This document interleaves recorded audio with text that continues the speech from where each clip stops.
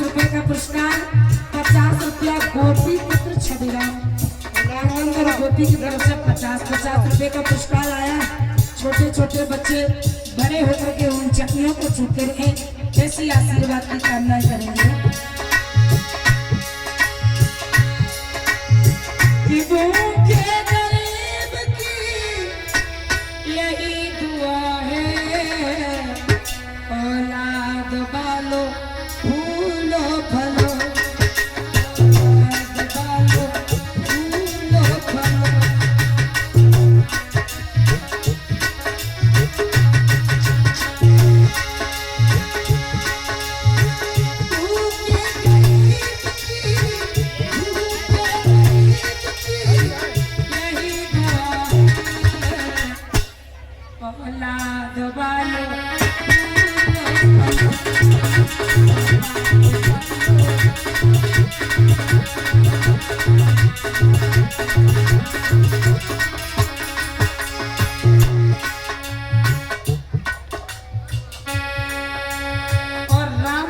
शंकरपुर के रहने वाले 50 रुपए का दान कर रहे हैं। भगवान से आशीर्वाद की कामनाएं करेंगे।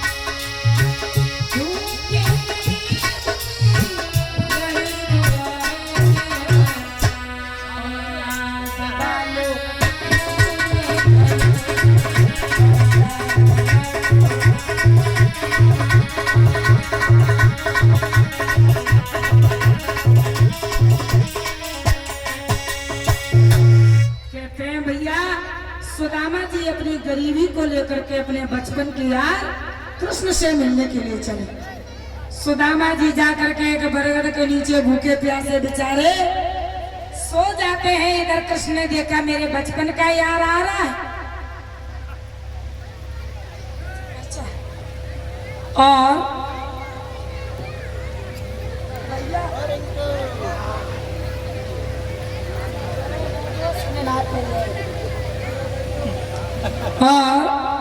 ये ब्रजेश यादव की तरफ से कारव के रहने वाले 50 रुपए का पुरस्कार दे रहे हैं और 50 रुपया राम निवास कारव के रहने वाले 50 रुपए से सम्मानित कर रहे हैं। और भैया आज फरमाइश बोलने में थोड़ा असमर्थ है क्योंकि अपन ये गलती से अपनों गलो बैठ गो भैया, इसलिए थोड़ा मजबूर है। कोल्ड ड्रिंक पी ली तो गलो बैठ गो और मन के एक दिन रहेगो तो चलो काम चल जाएगा, पर चलिए ना पाओ काम महाराज। और भैया की जो फरमाइश है, जो वॉल्यूम चल रहा है, पति 1 नंबरी पत्नी 10 नंबरी, उसी से 2 लाइनें। जब से आई ससुराली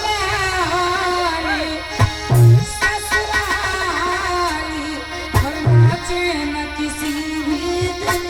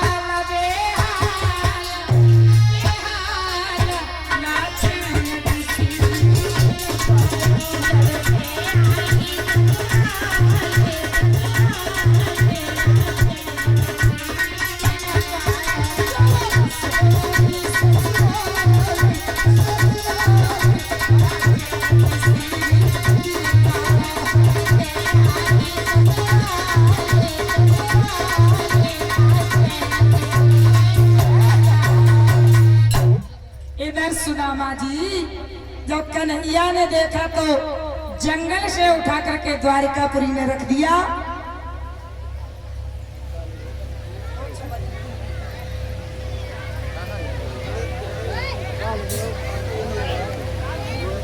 और इसी बीच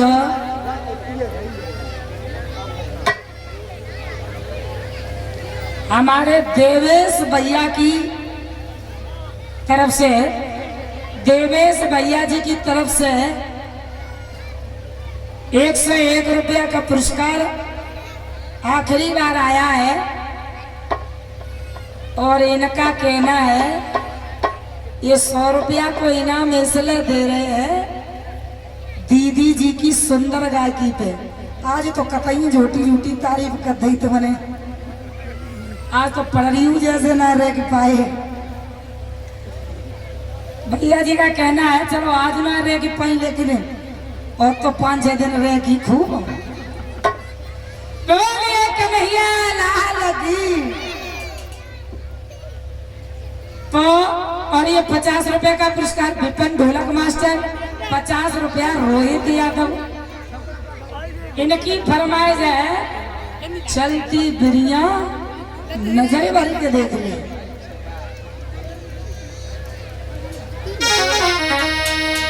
चलती बिरिया नजर भर के देख ले।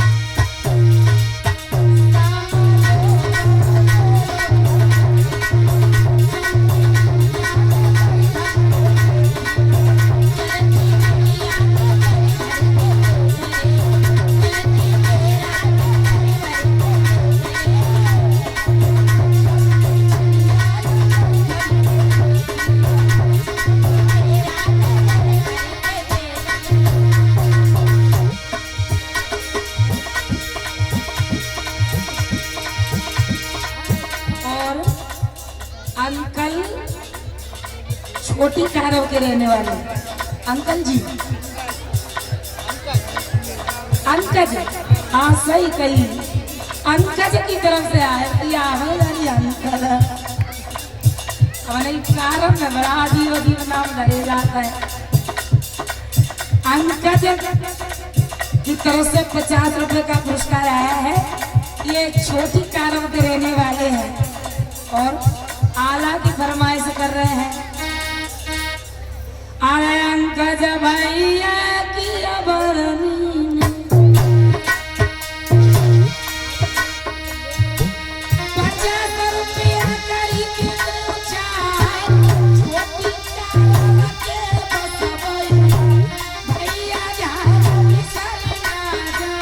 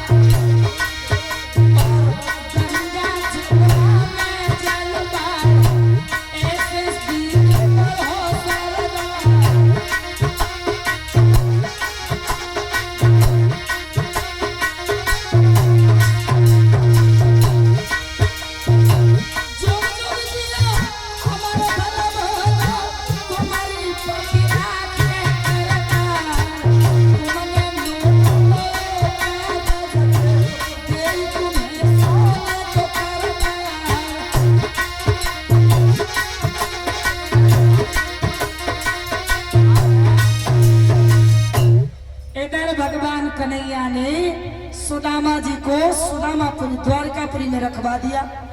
अब सुदामा जी की आंख के खुली तो बड़ा सुंदर सी द्वारिका, दरवाजे दरवाजे पर सोने के कंचन के कलश रखे और स्वर्ग जैसी सारी द्वारिका सजी हुई है। वहीं पर बकते हुए कन्हैया एक छोटे से बालक के रूप में आ गए। सुदामा जी को रास्ता बताया। सुदामा जी ने पूछा, लाला कृष्ण के महल का रास्ता किधर से है?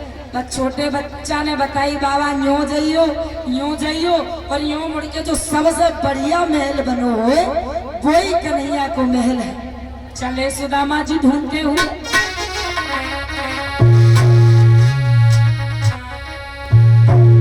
क्यों दिल देता है रो रो दुआई किसी से कोई प्रेम न करे।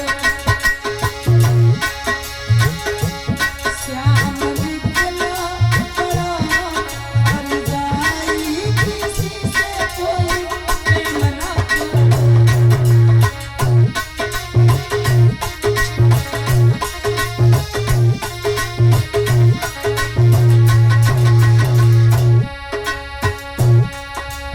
कृष्ण के महल का रास्ता खोजते हुए सुदामा जी दर बदर भटक रहे।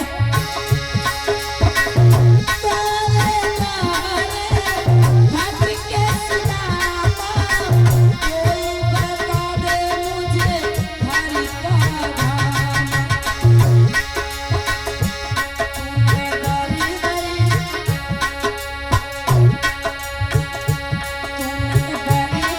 दियो है भटकाई किसी से कोई प्रेम न करे।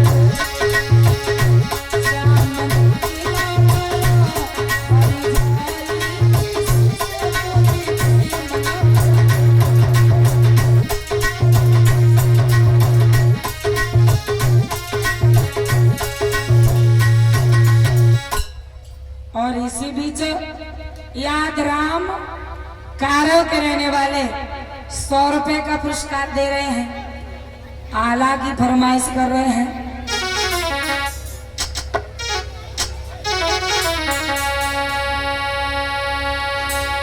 अरे आदि राम जी कारव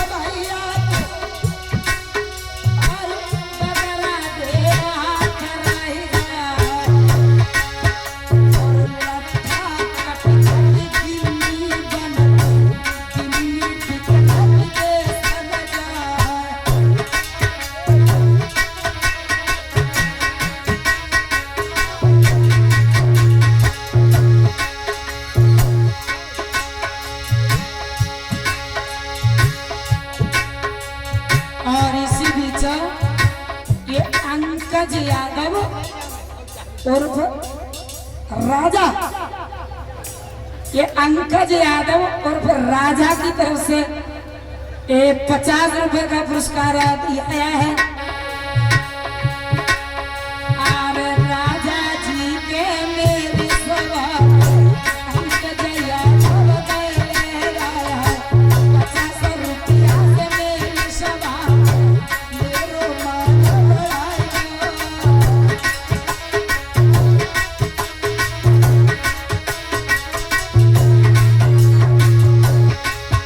अरे गोरा चेहरा है राजा को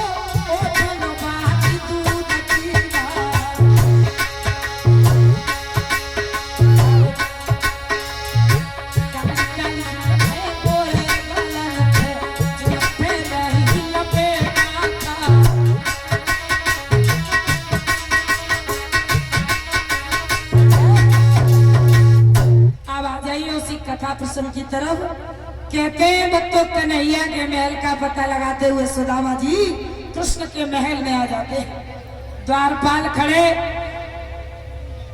सुदामा जी आकर के बोले भैया द्वारपाल, जो कन्हैया को महल है, जो कन्हैया को नाम सुनो तो द्वारपाल ने धकिया दो सुदामा जी को और कहिए मेरे महाराज का नाम नहीं जानता है, कन्हैया कन्हैया कह रहा है, ऊपर ब्लैक बोर्ड लगो, मेरे महाराज को नाम पढ़ो पहले। सुदामा जी ने देखो, बोले भैया द्वारपाल तू ही बता दे तो अपने महाराज को नाम। तो कहीं सुनो, मेरे महाराज का नाम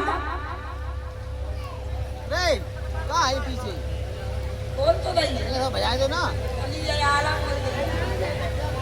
अरे बोलिए ही बाजे आवा। ओए पीछे से कौन है? और प्रांजल यादव और अंकेश यादव 50-50 रुपए का पुरस्कार देकर के सम्मानित कर रहे हैं। भगवान से आशीर्वाद की कामनाएं करेंगे। बोलिए वृंदावन में हरिलाल की। कहते हैं भक्तों, जब द्वारपाल ने बताई सुनो मेरे महाराज का नाम क्या है, मेरे महाराज का नाम भगवान कन्हैया यादवेंद्र योगी राज कृष्ण मुरली मनोहर श्याम द्वारकाधीश। और सोई सुदामा जी ने खोपड़ी पकड़ ली, वारे करुवटा तेरे 3.5 अक्षन्न को नाव हतो, सो अमीरी ने जाने कितो बड़ो कदो। भगवान कन्हैया यादवेंद्र योगी राज कृष्ण मुरली मनोहर श्याम द्वारकाधीश। बोले भैया द्वारपाल इतो बड़ो हम नाम तो लेना है पही तेरे महाराज को, बता दो जाकर के अपने महाराज को कि तुम्हारे मित्र मिलने के लिए आए। द्वारपाल ने भी विचार किया शायद महाराज के कोई मित्र हो, तो द्वारपाल को सुदामा जी समझा करके कहते हैं, अरे पीछे वाले लड़का आ गया। मोहित तो छोटी कारब के रहने वाले 101 रुपया आला में छाप। आज भैया हमने बताई ना कि घरों कुछ बैठो है तो तासो थोड़ी असमर्थ है जे आला फाला बोलने में।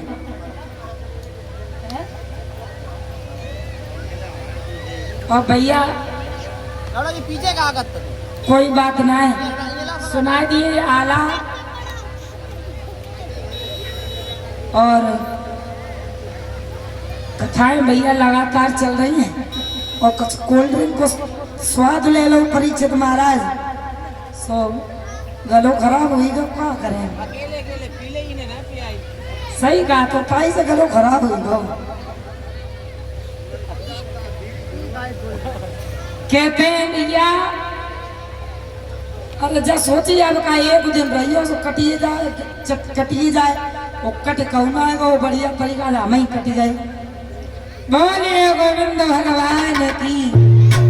कहते हैं कि सुदामा जी उसी प्रकार से भक्तों द्वारपाल ने जाकर के बताया महाराज अपने दरवाजे पर एक विप्र आया है, उसकी हालत क्या है कि द्वार पर खड़ा है एक विप्र, घर का कुछ नहीं ठिकाना है, 2 पट्टियां मेली साड़ी है, कुर्ता भी फटा पुराना है, कि खोखली देह पोपला बदन, सूखा हड्डी का ढांचा है पंजर मात्र फसलियों का, केवल हड्डी का ढांचा है, पनही भी नहीं पगड़ी भी नहीं, साबितन देह पर जामा है, वो श्रीपति का नाम पूछता है, उस विप्र का नाम सुदामा है।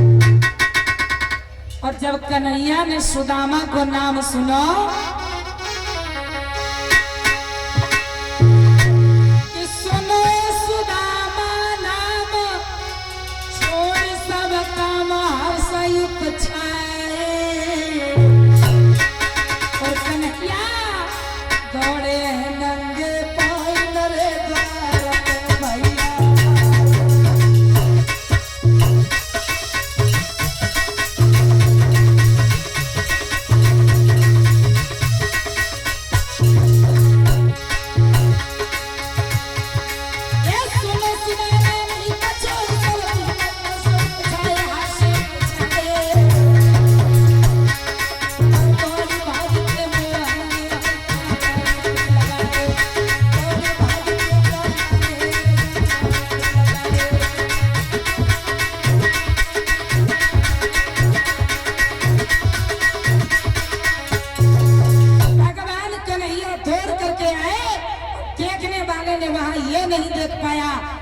सबसे पहले कन्हैया मिले या सुदामा जी मिले। मित्र को एकदम से गले से लगा लिया और कहा, मित्र अरे तुम्हारी ये दशा होती रही और तुम मेरे पास तक नहीं आए। कान लगे हो तुम ऐसे ही राखो कन्हैया, करो नाव लो तो दरवाजे पे समझ में ना आए रहो। अब तू भैया तू राजा होगा, हम गरीब आदमी। कन्हैया बोले, नहीं मित्र ऐसी कोई बात नहीं है, तुम्हारे लिए हमेशा जो हम पहले थे वो आज भी हैं और हमेशा हमेशा वही तुम्हारे लिए रहेंगे। मित्र को गले लगाया और इसी के साथ ही साथ ये राघवेंद्र यादव और बंटी यादव, बंटी और राघवेंद्र कारम के रहने वाले 50-50 रुपए पुरस्कार सम्मानित कर रहे हैं। अरे राघवेंद्र भैया सभा में आए, 50 रुपया दिलाए।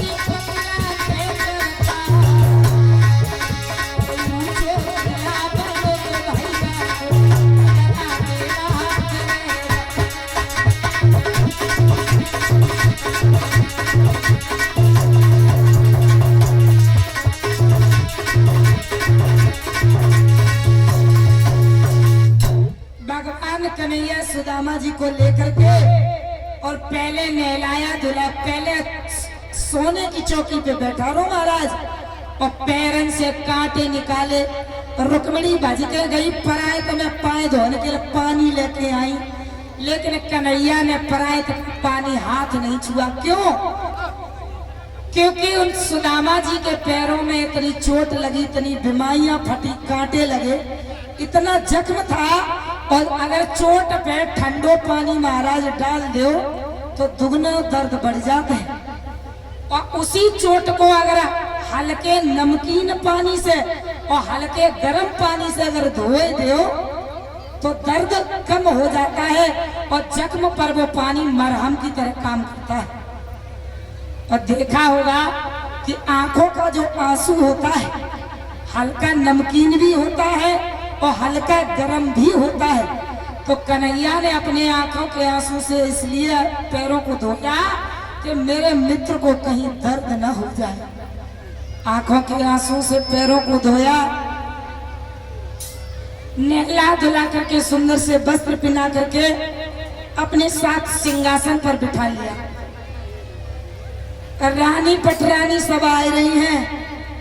दादाजी नमस्ते, दादाजी नमस्ते। सुदामा जी बोले नमस्ते नमस्ते नमस्ते नमस्ते नमस्ते नमस्ते नमस्ते। बोले कन्हैया तेरे घर में जो इतनी भीड़ भाड़ को कैसी है? कन्हैया बोले सुदामा भैया का भीड़ भाड़ ना है, ये सब तेरी लोहरी भौजाई है सब। बोले भैया कन्हैया तू धन्य है, एक बामिनी हमें पूरे दिन नक चना बिनवाए रहा और तू अच्छा जब बताए ना कि गिनती कितनी है? कन्हैया बोले इन सब की गिनती 16,108 है। सुदामा जी सोचने लगे चलो हमें तो फायदा ही फायदा है, जब घरे जाइए तो ये कम से कम 1-1 रुपया तो दिए, और 1-1 रुपया से कम दिए उनका तो हमारे 16,108 रुपया हो जाए। रुपये में की गठरिया बन जाए, गरीबी बड़े आराम से दूर हो जाए। भैया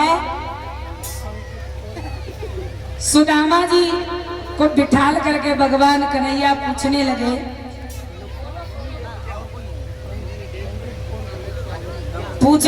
भैया सुदामा भैया घर से ही आए हो? हैं? भाभी आभी सब ठीक ठाक हैं? भैया बोलो। सब ठीक ही हैं, जैसे हैं वैसे सब सही है। भतीजे तीजे पढ़ते लिखत हैं? ला भैया तू पढ़ने कह रहा हो, 4-4 दिन हो जाते हैं भोजन ना मिल पा, तो तू भतीजे नहीं पढ़ाने कह रहा हो। मैंने मदरसा टूट डाले लगे तो है कोई भैया, 4-4 दिन हो जाता है भोजन ना मिल, तो बच्चों को कैसे पढ़ाए ले भैया? अच्छा सुदामा भैया जब बताओ, मत पूछो। जब घर से चले होगे हाँ तो भाभी ने कुछ छोटी मोटी बेटो भेजी होगी? भैया कछ रखो ही ना, तो हम तेरे के लिए क्या ले आते? कुछ वही ले आते। जब कुछ हुई है तो ही ना, तो हम ले कहा आते भैया।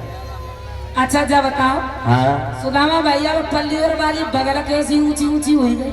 जा हाँ